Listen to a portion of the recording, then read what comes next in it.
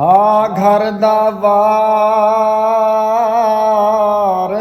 ਬਾਬਾ ਸੈਂ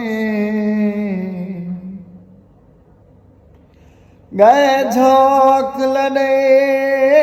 असरुल गए हैं रौनक साडे वेड़े दी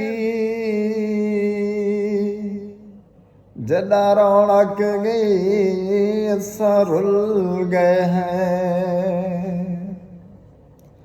साडी कुल कहना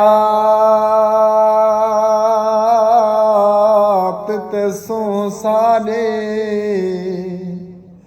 ऊंदे होंदे है असरुल गए हैं गफ्फार कनो बिन बाबे दे साकुन दरनी असरुल गए हैं